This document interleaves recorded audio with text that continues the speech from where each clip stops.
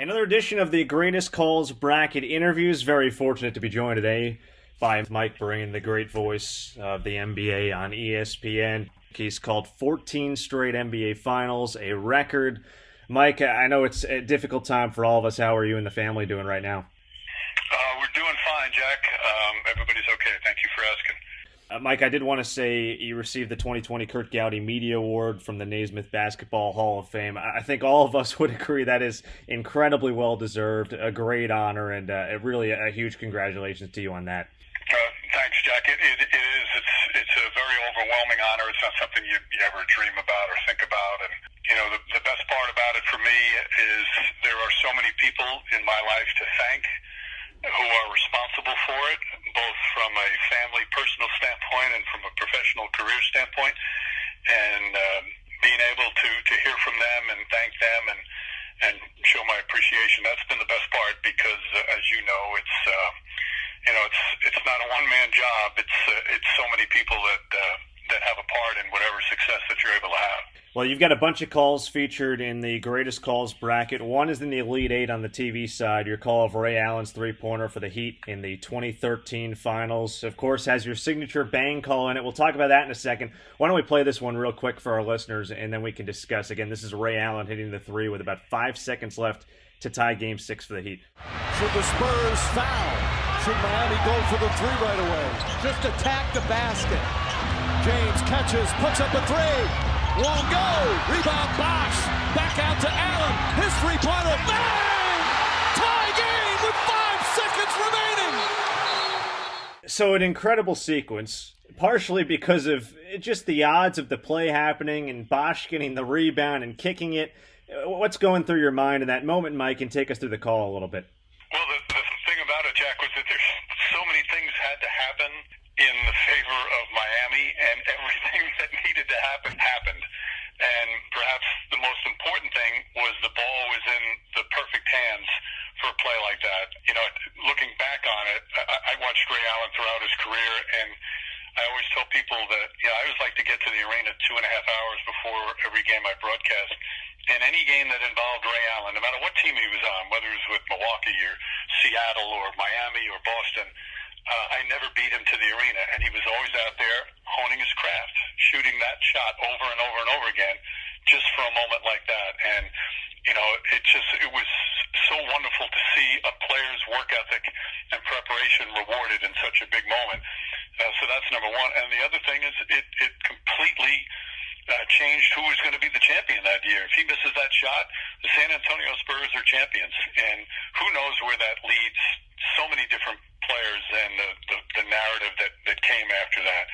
And obviously there was still a game left, and San Antonio could have won Game 7, but they were all set to celebrate. In fact, we even remarked, I think, on the air on how the Spurs were ready to celebrate. They had the ropes out to keep the crowd off to present the championship trophy. So that one shot changed who was the champion of the NBA that year. Mike, I know I mentioned at the top that you've called a record 14 NBA Finals. You've called tons of clutch moments. This shot is certainly one of the great clutch moments in NBA Finals history. When you're in those moments, in terms of maintaining composure as a broadcaster with all the chaos going on around you, what are the things that you've relied on over the years to make sure that you're ready in those kind of spots? Well, Jack, it comes with time and it comes with experience. You know, I think the first time I called an NBA game that went down to the wire with a clutch shot, I think I was hyperventilating and sounded ridiculous, like shrieking. And then you do it a couple of times, and then you get a little more comfortable at it. The first time you call a buzzer beater to win a playoff game, same thing. You're hyperventilating, you're nervous, your voice cracks. So we all go through it, and it really is a matter of, you know, doing it over and over again to the point where you do get comfortable. So that's one of the most important parts. The other thing is just to be prepared. And I know it sounds like the cliche that we always talk about as an announcer, but if you're completely prepared in terms of teams and situations and players and rules, etc., then the only thing you really have to worry about is calling what's in front of you, and it gives you a sense of comfort knowing that, all right, I've got all the other bases covered, I'm all prepared, let me just concentrate on what's going out on the floor. And I think that's essential in those moments, that you don't have to worry, am I prepared in this part in terms of if they hit this or they don't hit this, so you can just call the action as a fan. And, that for me, I've been a basketball fan since I was a little boy.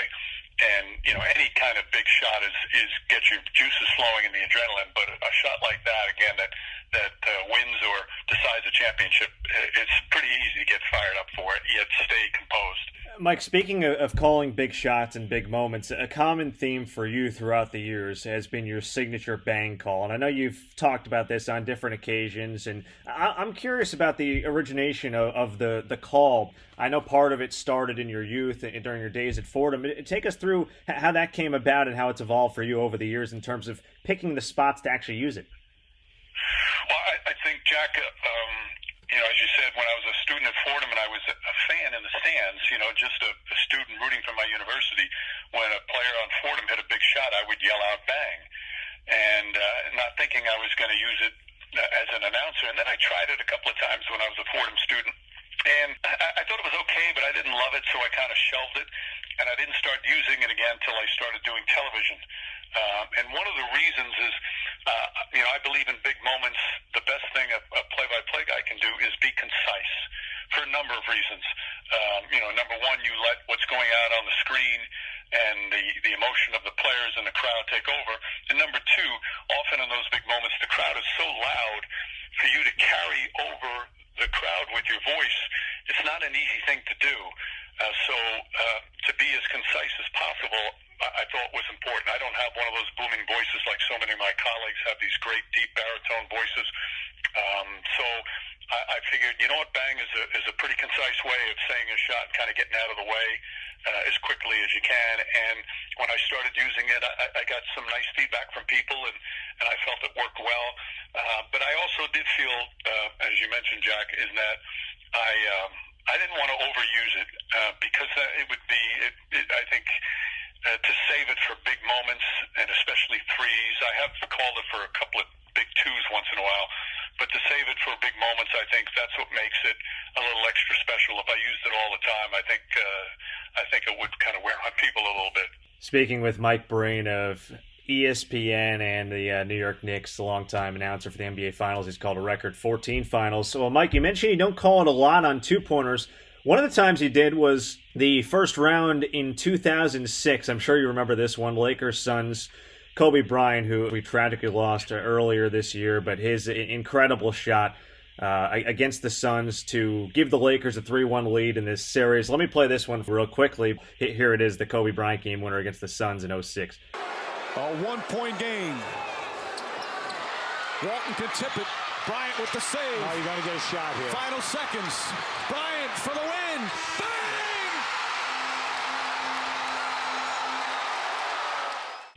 I know it's one of the earlier moments in terms of your time working at ESPN and calling huge games. What do you remember most from that buzzer beater by Kobe? Well, what was beneficial for myself and for UB Brown is we had a chance to set the whole thing up because it was coming out of a timeout. So, you set the stage already. So a lot didn't need to be said in the call. We already said, okay, he hits the shot, they win the game. So therefore, when it went in, and I said, bang, that's all I needed to say. The building exploded, and you let the crowd take over there. And Yubi, who is, just such a national treasure and a dear friend and one of the great analysts in the history of our business, he just threw in his quick line and got out of the way and let me make the call. And the thing about it was, everybody in the building knew who was going to take the shot, yet he just always found a way to get wide open, basically. I mean, it was contested, but a wide open shot and knock down a clutch shot, and you knew he was going to take it, and everybody knew it, and the Suns knew it, and the Lakers knew it, and the fans knew it, yet he was still able to do it. And, you live as a play-by-play guy, you live for those type of situations, a great player making a great play to win a game at the buzzer. There's nothing better than a buzzer beater. I remember vividly the one he hit over Dwayne Wade in Miami. There's got to be so many of those moments with Kobe that stick in your head just from all the huge games you called of him. Yeah, he was one of those special players to see in person. He had this charisma, he had this dynamic talent, obviously, and he was just, like Michael Jordan, he was ruthless and fearless when he stepped out on the floor. And, I said, as play-by-play guys, we all live for those moments. He lived for those moments more than anybody. I mean, he was always hoping that he would be able to get into those moments because all that mattered to him was winning. And as you said earlier, it was such a tragedy. It's been such a difficult year in so many ways, and seeing him pass away the way he died, and with all the people, especially the young people that were with him, was just was so tragic to see. So many great lives end that way. Again, speaking with Mike Breen, the great voice of the NBA on ESPN. From one legend to another, and one Lakers legend to a guy who's currently with the Lakers in LeBron James. Back in 2016, Mike, LeBron was trying to win a title with Cleveland. And this was as emotional a finals, as a roller coaster of a finals as it gets between the Warriors and the Cavs. The Cavaliers come back from a 3-1 deficit, first team in NBA history to do that. They snapped the drought for Cleveland. And the marquee play is that block that LeBron has on Andre Iguodala. It results in one of the great plays in finals history. Rebound taken by Iguodala. Iguodala to Curry, back to Iguodala, up for the layup. Oh, blocked by James. LeBron James with the rejection. Wow. His third block of the game as we come up on a minute and a half remaining. So one of the great plays, one of the great blocks that we've ever seen, and your reaction says it all, but take us through that moment in your mind. Again, it's one that probably decided the champion, and to see it on the defensive play, I've always loved defense. It's one of my favorite parts of the game, great defensive plays, and he had made those chase down blocks before, so you knew the opportunity was there, but he seemed like he was so far behind the play. And Iguodala, who is one of the smartest players I've ever come across and is, aware of everything that's around him, that should have been an easy two for him, for a veteran, smart, strong, talented player. But a veteran, smart, strong, talented other player just happened to make a better play that changed the course of history for Cleveland sports, which is what made it so extra emotional. And again, if Iguodala hits that shot, much like if Ray Allen missed that shot, if Iguodala hits that shot, I think the Warriors win that title. And again, it changes so many lives. It changes narratives for franchises, for coaches, for players. It's incredible how one play can make a difference. And that's one of the most physically spectacular plays I've seen, because it's not just the ability to time the block perfectly to leap that high, but to chase down. He was behind the play when it started. It just, it was a perfect encapsule of what makes LeBron James so great. I wanted to ask you about LeBron quickly here, Mike, because it's one thing to have a guy in a finals, and he was young when he first made the finals in 2007 with the Cavs. He goes to the Heat, they make 4 straight. He goes to the Cavs, they make 4 straight. What's that process like, to see a guy in the finals year after year after year and really see the maturation process right in front of your very eyes of a guy who's one of the greats to one of the all-time greats? Jack, it's really one of the gifts that we have in what we do, in that you're able to watch these phenomenal players, these once-in-a-generation players perform. And especially with him, I've called every NBA Finals game that he has played in. And to see his growth as a player, to see his growth as a man, both on the court and off the court, I consider it a privilege. It's an honor to be able to call his games. And it just goes to show you, what a special player he was in so many ways, and what a special teammate he was. He knew when it was time for him to take over scoring-wise. He knew when it was time for him to distribute and get others involved. He knew when it was time for him to play the best defense he possibly could. He was all about winning, even though he was this unbelievable individual talent.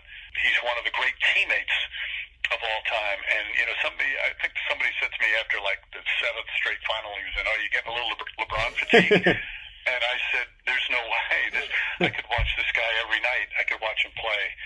He has such a great mind for the game. So it really has been one of the real pleasures of my career, is watching him grow from this super young, talented player to an icon who is just, his game has evolved in so many ways. So it's like I said, it's been an honor. Again, speaking with Mike Breen, the great voice of the NBA on ESPN. So, Mike, from one icon you mentioned to another in Steph Curry and the way that he has revolutionized the game from the three-point line, that 2016 season, we just saw the block in Game 7 of the Finals, but earlier in that season, the Warriors win an NBA record 73 games, and really the point that everyone will look back to is that shot he hits against Oklahoma City, and your call was sensational as always. Let's take a listen to it. This was Thunder Golden State. I believe it was their 53rd win. It was one of their many 15-plus game win streaks on the season. Here's the shot that he hit from 32 feet away. Rebound taken by Iguodala. They do have a timeout. Decide not to use it. Curry, way downtown. Bang! Bang! Oh, what a shot from Curry! With 0.6 of a second remaining.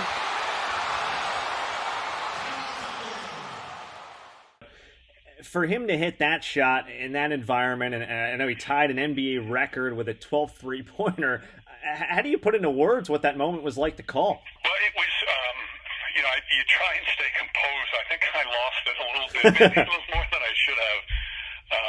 But Jack, that was a culmination call because, as you mentioned, their record at the time was extraordinary. They were, on a steamrolling to having the greatest season in NBA history, and it just seemed not only were they winning, but they were dominating teams, and they had won an obscene amount, and overall the record, so they were unbeatable. And here's the game that they were losing, and they were down. I believe they were down as many as 12 in the fourth quarter, and Curry in that game had actually left the game earlier because he hurt his ankle, and his ankles were still kind of a question mark. They were still a little tender. So it's like, okay, well, this is going to be one of those rare losses for the Warriors. Curry's out. Then he comes back, but they were still losing. And you just didn't think it was possible because obviously Oklahoma City was a great team that year.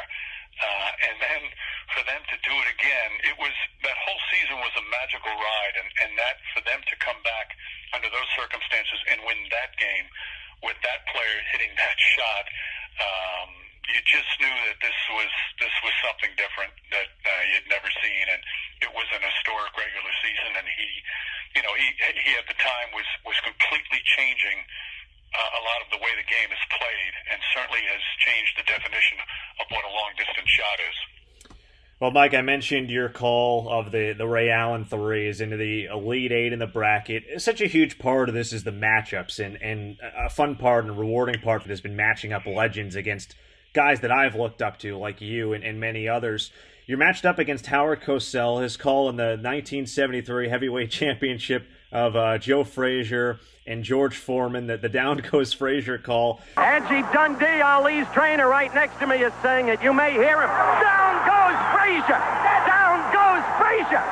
Down goes Frazier! The heavyweight champion is taking the mandatory 8 count, and Foreman is as poised as can be in a neutral corner. He is as poised as can be. I know you're a student of the craft and have many guys you've looked up to. Any thoughts you have on that the matchup with Howard Cosell and what you think of him as a broadcaster and a person? Well, first off, as a fan, Jack, that call breaks my heart. As a kid, I grew up in a family of 6 boys, so sports wasn't an option. It was a way of life. And my father was a big boxing fan, so we watched all the fights. And our house was a Joe Frazier house. We loved Joe Frazier. He was my favorite boxer. And to see him being beaten like that was so difficult. And Howard Cosell, the surprise in his voice, he was so animated. It was a great call. I mean, one of the all-time great calls. But for me, it hurts because it brings me back. I actually just watched the replay of that fight recently. We've watched during this, with the coronavirus, we've watched so many of the old-time classics in ball sports, and I watched that again, and it was just as painful to watch Frazier because that one punch where he lifted him off the ground.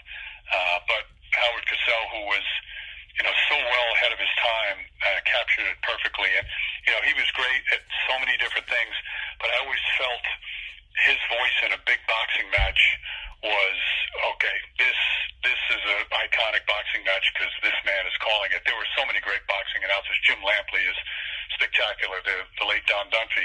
But Howard Cosell, during that stretch when I was, about 12 years old and really into the sport, really resonated with me that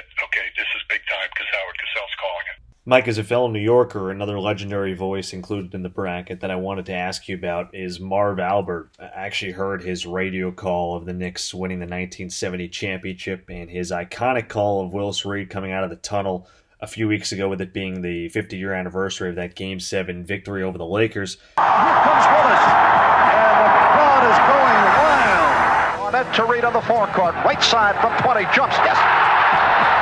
Willis has hit on his first two. He bullets one down court, then is intercepted by the Busher. Fast break for the next to Busher on the drive. Leads Reed, driving shot is good. The New York Knickerbockers have won the 1969-70 World Championship of Basketball. I'm curious about the impact Marv has had on your career, and if you've had a chance to listen back to that radio broadcast, I assume you have. Just a few thoughts on his call and his time as the voice of the Knicks. You know, for me, the biggest influence was Marv Albert. If you were a basketball fan or a young person who wanted to become a play-by-play man, and you lived in New York, I mean, Marv Albert was the guy. A couple of weeks ago, it was May 8th, was the actual day for Game 7. You know, it just became this big thing in New York again to revisit it. So yes, I have heard it, and it's, you know, I mean, Marv is to me the greatest basketball play-by-play voice of all time, and always will be. And that was kind of, it's hard to imagine him at his young age making such an iconic call. It's just, it was spectacular. In the Elite Eight, Mike, I just wanted to name some of the company that you have. So Vin Scully and Jack Buck are in there, along with some of the current broadcasters, and Al Michaels and Kevin Harlan and Jim Nantz. When you hear names like that and some of your peers and guys you've looked up to, what do you think about, and who are some of the legends that you've looked up to over the years in the industry? Well, that's been Jack, what you've done is you've brought back so many memories for so many of us by doing this, because I can't tell you how many, since I heard about what you were doing, how many times I've gone back and listened to the calls, and it reminds you in many ways why you fell in love with the games, why you fell in love with sports, and for me, why I thought, this might be a pretty cool thing to do. And, I mean, I could go down a list of just about everybody that's been in your bracket. But there's just so many. Like, I love the fact that you have some of the older generation, where, Kurt Gowdy, Pat Summerall. These guys are they're just such legends. And I've always felt it to be an honor just to be in the same business as them. And then you have, people like Jim Nantz and today's current, like Ian Eagle, and I know I shouldn't even start naming names. Kevin Harlan. There's so many great ones. Al Michaels. I mean, I'm going down the list. And one of my favorite ones of all time is Vern Lundquist. I think Vern Lundquist he is everything that many of us should strive to be. He's so passionate about everything he calls. He has these special relationships with his partner.